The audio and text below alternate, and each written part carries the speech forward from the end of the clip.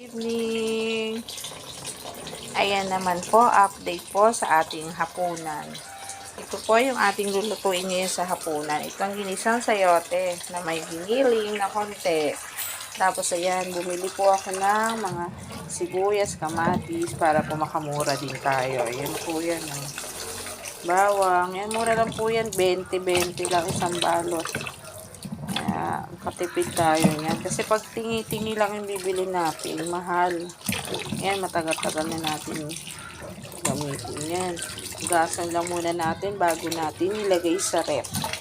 So, ayan na po. Magigisa naman tayo ng magigisa tayo ng bawang, sibuyas. Ayan.